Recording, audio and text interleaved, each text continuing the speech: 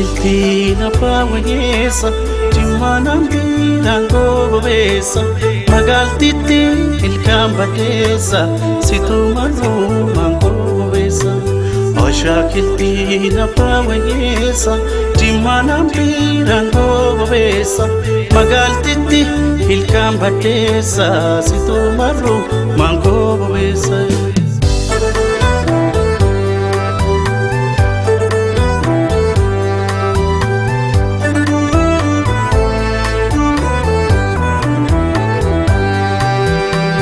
Tududa wala tujiru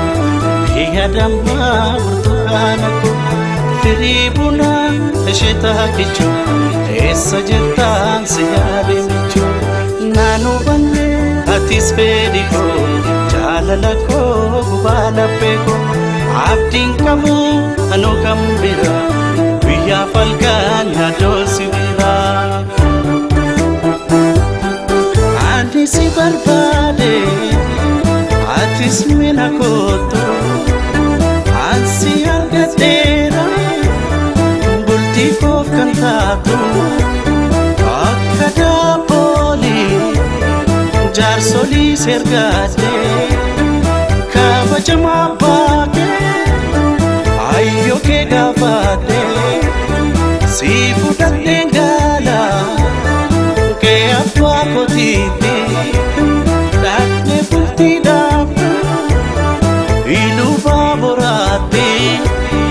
Jigaku yami chabele shemi Hotu bichu tarsemi Hotu bichu tarsemi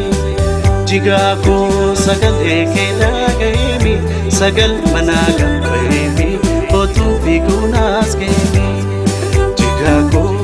yami chabele shemi Hotu bichu tarsemi Hotu bichu tarsemi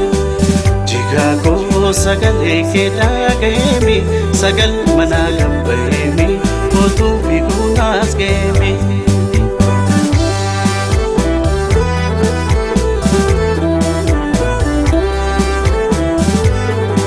Okkono dilbo yadam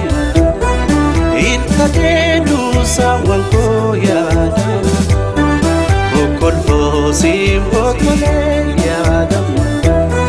Sumabana kalbi ko yadam Alatim baristore yadam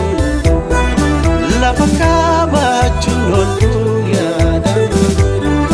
Dagai mezi fatima yadam Sumabana kalbi ko yadam Shakiltina pawanyesa Timanam bilango besa Magaltiti ilkambatesa Situmanu mango besa Shakiltina pawanyesa Timanam bilango besa Magaltiti ilkambatesa Situmanu mango besa Magaltiti ilkambatesa Situmanu mango besa Magaltiti ilkambatesa Situmanu